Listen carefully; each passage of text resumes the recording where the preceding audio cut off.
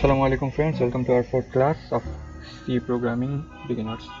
আজকে আমরা শিখব কিভাবে করে plus minus multiplication and divide করতে হয় একটা প্রোগ্রামের মধ্যে।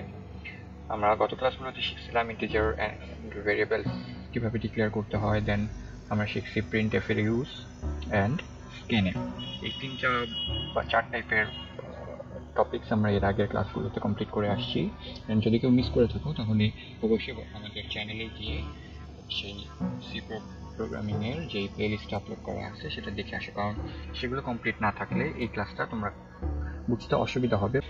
তো আমি নিচ্ছি যে তোমরা সেই ক্লাসগুলো করে এসেছো এবং তোমাদের ওই টপিকগুলোতে কোনো প্রকারের প্রবলেম হয়নি। তো আমরা চলে যাচ্ছি আজকের টপিকে। আজকে আমরা করবো কি, আজকে আমরা এট ফার্স্টে যোগের কাজটা করবো, অ্যান্ড দেন আমরা সামনে যে বিয়োগ, দেন হচ্ছে গুণ এবং ভাগ, এই চার টাইপের অ্যারিথমেটিক অপারেশনস অর্থাৎ সাইন ব্যবহার বা এই টাইপটা আমরা আজকের এই টপিকটাতে চারটা জিনিসই কমপ্লিট করবো। Let's start. অ্যাট ফার্স্টে আমাদের কি প্রয়োজন হবে?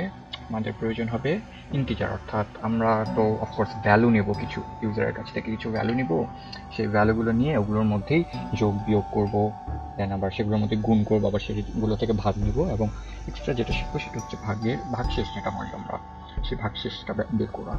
তো এট ফার্স্ট আমি চলে যাই ইন্টিজার ডিক্লেয়ার করা। ইন্টিজার আমরা ডিক্লেয়ার করতে হবে আইএনটি, দেন আমরা যেটা ভেরিয়েবলস নিব, ভেরিয়েবলস বলতে কি ভেরিয়েবলসের নেমস নিব। তো আমি ধরে নিচ্ছি এ অ্যান্ড বি, সি, তিনটে নিয়ে রাখলাম কারণ আমরা শুধু দুইটা দিয়ে শিখবো না, আমরা ট্রাই করবো যে একটা ওয়ার্ড বেশি দুইটা দিয়ে শেখা খুব একটা হার্ড না, বাট একটু ক্রিটিক্যালভাবে যখন ইন ফিউচারে কাজ করবো সেক্ষেত্রে যেন হেল্প হয়, সেজন্য আমরা স্টার্টটাই করবো তিনটা ভেরিয়েবলস। তো আমাদের কিন্তু তিনটা ভেরিয়েবলস ডিক্লেয়ার করা কমপ্লিট।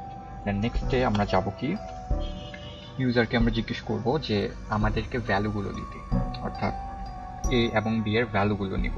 তো সেক্ষেত্রে আমরা প্রথমে কি করব, প্রিন্টএফ ইউজ করে ইউজারের কাছ থেকে আগে চেয়ে নিব। তো কি লিখবো, ইন্টার টু ভ্যালুস, দেন আমরা নিউ লাইনে চলে যাব। নিউ লাইনের জন্য reverse slash N, then next লাইনে গিয়ে আমরা লিখবো এনএফ ব্র্যাকেট ডাবল কোটেশন, দেন আমরা সেই মানটাকে নিব। মানটা যেহেতু ইন্টিজার টাইপ সেটা হবে পার্সেন্টেজ। আর লেখার পরে আমরা চলে যাব সেই ডাবল কোটেশনের পরে, এন্ড দেন সেখানে একটা কমা দিয়ে এটাকে অ্যাসাইন করব এতে। এখন যেহেতু আমরা এই জায়গায় টু ভ্যালুস বলছি, নোটিস করো আমরা কিন্তু একবারই দুইটা ভ্যালু চাই। তো দুইটা ভ্যালু নিয়ে কিভাবে অ্যাসাইন করতে, আমরা এর আগে দেখছি স্ক্যানএফে একটা ভ্যালু আছে, যেহেতু আমরা দুইটা ভ্যালু নিব সেটা দুইটাই ইন্টিজার টাইপ। পার্সেন্ট ডি লিখে তারপর একটা গ্যাপ হবে, গ্যাপ দিয়ে দেন আবার পার্সেন্ট ডি লিখে, দেন যেহেতু দুইটা মান আমরা নিচ্ছি সেহেতু ফার্স্টে একটা মান অ্যাসাইন করব আমরা এতে, দেন পরে একটা গ্যাপ দিয়ে আবার সেকেন্ড মানটা বিতে অ্যাসাইন করব। এভাবে আমরা দুইটা মান নিলাম, এন্ড দেন আমরা চলে যাব নেক্সট লাইনে। সেই লাইনটাতে আমরা অ্যাকচুয়ালি কাজটা করবো, অর্থাৎ যেহেতু আমরা যোগ করবো ওই দুটা ভ্যালু, তো সেক্ষেত্রে আমরা ধরি যে সাম বা অ্যান্সার অ্যান্ড দেন আমাদের যোগের ক্ষেত্রে কি করি, answer equal to a plus b বা first value plus second value. তো সেক্ষেত্রে equal to a plus b, then আমাদের সেমিকোলন। এই আমাদের প্লাসের যে অ্যারিথমেটিক ফাংশনটা আছে সেই ফাংশনটা আমরা লিখে দেবো, অর্থাৎ ফর্মুলাটা যেটা। দেন আমরা চলে যাই নেক্সটে। এখন দেখো ওই জায়গায় কিন্তু আমরা আরেকটা ভ্যালু পাচ্ছি, সেটা হচ্ছে অ্যান্সারের ভ্যালু। তো আমরা কিন্তু উপরে ইন্টিজার এ বি সি, এখানে কিন্তু কোনো প্রকারের অ্যান্সার নামক ভেরিয়েবলস নাই, তাহলে কিন্তু আমাদের ভ্যালুটা শো করার কথা না। আমাদেরকে কিন্তু এই অ্যান্সারটাকেও এটা কোন টাইপের ভেরিয়েবল সেটা ডিক্লেয়ার করে দিতে হবে। তো আমরা যে সি লিখলাম সেটাকে আমরা ইনপুট করে অ্যান্সার করে দিব। তো এখন আমরা এই যে অ্যান্সারের ভ্যালুটা আছে এটা কিন্তু দেখুন এখানে ডিক্লেয়ার করা হয়েছে এবং এই মানটা আছে। এখন আমরা কি করবো, আমাদের কিন্তু এ আর বি আমরা নিচ্ছি, কিন্তু আমরা এ দিয়ে কিন্তু শো করবো না, কারণ ওটা নিয়ে আমরা কাজ করছি। কাজ করে যেই মানটা হচ্ছে সেই মানটা আমরা অ্যান্সারে অ্যাসাইন করছি। এখন আমরা কি করবো, এই অ্যান্সারের ভ্যালুটা ইউজারকে শো করবো। তো লিখি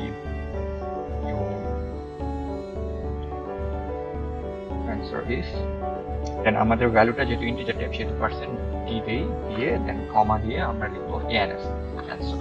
দেন আমাদের অ্যাডিশনের যে প্রোগ্রামটা, যোগের যে প্রোগ্রামটা, সেই প্রোগ্রামটা লিখবো। এখানে দেখো আমরা কি কি করছি একটু এক্সপ্লেইন করে দিই। এট ফার্স্টে আমরা ইন্টিজার গুলো ডিক্লেয়ার করছি a b and answer। এখানে অ্যান্সারটা নেওয়ার কারণ হচ্ছে আমাদের 3টা ভেরিয়েবলস লাগবে। ইউজারের কাছ থেকে আমরা 2টা নিব। আমরা ধরে নিচ্ছি যে আমরা 2টা ভ্যালুকে অ্যাড করব। আপাতত ক্রিটিক্যাল ভাবে ভাবতেছি না যে যদি ইউজারের আরো ভ্যালু দরকার হয় তাহলে কি করব। আপাতত ধরে নিচ্ছি যে ইউজারের 2টা ভ্যালুই লাগবে এন্ড সেগুলো হচ্ছে a এবং b তে যে ভ্যালুগুলো আছে সেই ভ্যালুগুলো, সেগুলো আমরা ডিক্লেয়ার করলাম এন্ড দেন আমাদেরকে সেই ভ্যালু 2টাকে আগে ইউজারের কাছ থেকে চেয়ে নিতে হবে। তো আমরা ইন্টার টু ভ্যালুস বললাম ইউজারকে যে 2টা ভ্যালু দেন, সে 2টা ভ্যালু দিল a এবং b, সেগুলোকে আমরা নিয়ে পার্সেন্ট ডি দিয়ে তার কাছ থেকে নিলাম, নিয়ে সেগুলোকে a এবং b তে অ্যাসাইন করলাম। তাহলে আমাদের a b ইউজ করা হলো। দেন আমাদের যেহেতু a এবং b দিছে, এই দুটো যোগ করতে হবে, তো আমরা এই দুটো যোগ করলাম এবং সেই মানটাকে অ্যাসাইন করলাম কি, সে অ্যানসারের মধ্যে। তো অ্যানসারের মধ্যে আমাদের a প্লাস b এর মানটা চলে আসছে। তো এখন আমাদের কি করতে হবে, এই অ্যানসারের মানটাকে শো করতে হবে যেন ইউজার দেখতে পায়। তো আমরা অ্যাজ ইউজুয়াল যেভাবে করে ডিসপ্লেতে শো করি, প্রিন্টএফ দিলাম, প্রিন্টএফ দিয়ে ডাবল কোটেশন দিলাম, ডাবল কোটেশন দিয়ে সেখানে বললাম আপনার অ্যান্সারটা হচ্ছে, দেন যেহেতু এটা ইন্টিজার টাইপ সেহেতু পার্সেন্ট ডি দিলাম, দিয়ে সেই অ্যান্সারে শো করলাম আর অ্যান্সারটা। এখন দেখি প্রোগ্রামটা রান করে আমরা আমাদের কাজগুলো করতে পারতেছি। এখানে আরেকটা কমা হবে, কমা দিতে ভুলে গেছি, ফার্স্ট টাইম %a আমাদের প্রোগ্রাম রান করছে এন্ড এখানে 2টা ভ্যালু চাইছে। আমি একটা দেই 15 এন্ড দেন আরেকটা দেই 20। % এরপরে স্পেস দেওয়া হচ্ছে, স্পেস গুলো হবে না, আমরা রান করে program 20 plus 15। Now it's okay. এখন যে ভুলটা আমরা করছিলাম সেটা একটু বলে দিই। আমরা এখানে এই যে পার্সেন্ট এর পরে একটা স্পেস নিয়েছিলাম, তাই কিন্তু সে আরো একটা ইনপুট চাইছিল। এই স্পেস গুলো অবশ্যই মাথায় রাখতে হবে, খেয়াল রাখতে হবে, কমার পরেও কোনো গ্যাপস হবে না। আবার অনেকে হচ্ছে কি মেইন দেওয়ার পরে এই জায়গায় একটা গ্যাপ দিয়ে ফেলে, গ্যাপগুলো দেওয়া যাবে না। তো আমাদের এই হচ্ছে প্রোগ্রাম, এখানে আমরা এডিশনের কাজগুলো করতে পারি। আবার রান করলাম, এখানে আমরা 2টা ভ্যালু চাইছি, একটা 20 দিলাম, একটা 15 দিলাম, আমার ভ্যালু আসে কত 35। প্রোগ্রাম আমাকে দিচ্ছে your answer is 35। সো আমরা প্রোগ্রামটা ঠিকভাবে রান করতেছি। এখন চলে যাই সেম ভ্যালুগুলোর সাবট্রাকশন বা বিয়োগফলটাও আমরা শো করব। এখন এই জায়গায় যদি a মাইনাস b করে দেই তাহলে কিন্তু আমাদের এই যে ভ্যালুটা চেঞ্জ হয়ে যাবে। আচ্ছা, আরেকটা জিনিস তোমাদেরকে বলে রাখি, আমরা যেহেতু প্লাস মাইনাসের কাজ করতেছি, প্লাস মাইনাসকে শুধু ইন্টিজার দিয়ে হয় না, এখানে তো ফ্লোট বা দশমিক মান অনেকে ইউজ করে, অনেকে দশমিক মানেরও প্রয়োজন হয়। তো সেই ক্ষেত্রে আমরা কি করব, আমাদের এই যে টাইপটা আছে ইন্টিজার টাইপ, এই টাইপটাকে আমরা ফ্লোটে নিব। কি বেস্ট সাজেশনস ফর এভরিওয়ান, যে আমরা যখন কোনো ক্যালকুলেশন বা কোনো ইনপুট নিয়ে কাজ করব তখন আমরা যেন ফ্লোট নিয়ে কাজ করি, কারণ এটা ইজি হয় কাজটা। ফ্লোট যেমন আমাদের দশমিক ছাড়া মানগুলো শো করে, সেরকম দশমিক মানগুলোকেও সে ক্যালকুলেট করে। তো সেক্ষেত্রে আমাদেরকে যে % ডি অর্থাৎ টাইপগুলো, এই টাইপগুলো অবশ্যই ফ্লোটে নিতে হবে। ফ্লোটে নিলাম, ফ্লোটে নেওয়ার পর যখন আমরা শো করব সেখানেও আমাদের ফ্লোটেই কিন্তু প্রেজেন্ট করতে হবে। অ্যান্ড আরেকটা জিনিস যেটা বরাবরের মতো আমি বলে আসতেছি, সেটা হচ্ছে %f এর আগে আমরা অবশ্যই 0.2, মিনিমাম হচ্ছে 0.2 অর্থাৎ 2 ডিজিট পর্যন্ত দশমিকের পর আমরা শো করবো, যেটা একজন নর্মাল মানুষের ক্ষেত্রে রিড করা ইজি হয়। দেন এখন যদি আমরা এই মাইনাসটাকে ক্যালকুলেট করি, আমি প্রোগ্রামটা রান করলাম, রান করার পরে এখানে যদি আমরা দেই যে 32.66 অ্যান্ড আরেকটা ভ্যালু দিলাম ধরো 15.94 অ্যান্ড অ্যান্সারটা হচ্ছে 16.72। আচ্ছা, আমাদের প্রোগ্রাম রান করতেছে, প্রোগ্রাম ইজ ওকে। তো এই ক্ষেত্রে আমরা পারফেক্ট আনসার পাইছি। দেন চলে যাই আমরা মাল্টিপ্লিকেশনের ক্ষেত্রে।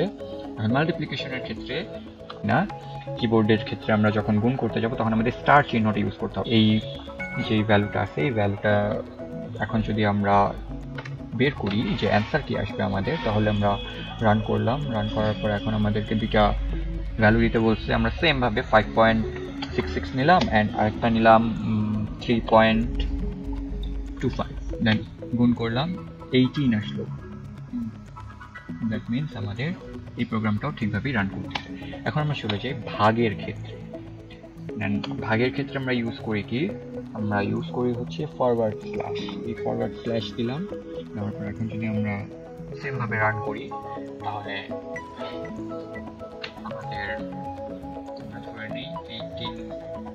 599কে ভাগ দিব 3.33 দিয়ে।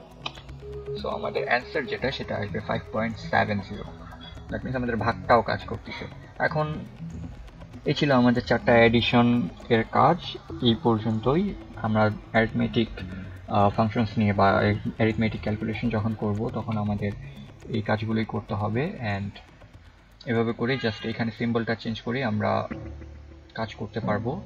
অ্যান্ড যখন আমরা বেশি ডিজিট নিয়ে কাজ করব এইসব এর জন্য আমরা অনেক সময় ফাংশনস ইউজ করি বা অনেক সময় লুপস ইউজ করি। তো সামনের ভিডিওগুলোতে আমরা ইনশাআল্লাহ লুপ, ফাংশনস অ্যান্ড পয়েন্টার এগুলো নিয়ে আলোচনা করবো। টিল দেন আজকের ভিডিও এই পর্যন্তই। তোমাদের যদি ভিডিওটা ভালো লাগে অবশ্যই লাইক করবে, এবং তোমাদের যদি কোথাও প্রবলেম হয় অবশ্যই কমেন্ট করে জানাবে। এবং তোমরা প্রত্যেকটা যেই কাজগুলো আজকে আমরা করলাম, অর্থাৎ প্লাস, মাইনাস, মাল্টিপ্লিকেশন অ্যান্ড ডিভাইডেশন, এই 4টা অ্যারিথমেটিক সিম্বল ইউজ করে তোমরা 4 ভাবে, অর্থাৎ টোটাল এই যে ভেরিয়েবলস আছে এই ভেরিয়েবলস নিবে তোমরা 8টা, 4টার জন্য 8টা। দেন প্রত্যেক 2টা ভেরিয়েবলস ইউজ করে তোমরা একটা করে অ্যারিথমেটিক সিম্বল ইউজ করবে। অর্থাৎ ধরে নাও যে অ্যাডিশনের জন্য তোমরা এবি ইউজ করলে, দেন আরেকটা ডিজিট আরও 2টা ভেরিয়েবল ডিক্লেয়ার করছো সি অ্যান্ড ডি, সেই 2টা দিয়ে আবার সাবস্ট্রাকশন করবা অর্থাৎ বিয়োগ করবা। দেন ইএফ নিলে ইএফ দিয়ে তোমরা সেটা মাল্টিপ্লিকেশন করলে, অ্যান্ড তারপর আরও 2টা ভেরিয়েবল নিয়ে সেই 2টা দিয়ে তোমরা ডিভাইড করবে।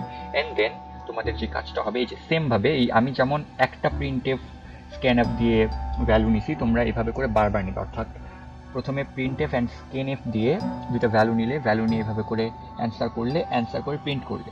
তোমরা কিন্তু এই জিনিসটাকে রিমুভ করবে না, এই জিনিসটা এভাবেই থাকবে। দেন এইটার পরে নেক্সটে চলে যাবে যে আবার তোমরা এইখান থেকে চলে আসবে এই 6 নম্বর লাইনে, অর্থাৎ আবার তোমরা প্রিন্টএফ দিয়ে এখানে আরও 2টা ভ্যালু চাবে। অ্যান্ড দেন তোমরা কি করবে, অ্যাসাইন করবে অন্য 2টা ভেরিয়েবলস। তোমরা যেই ভেরিয়েবলস নেবে সেই অনুযায়ী তোমরা অ্যাসাইন করবে।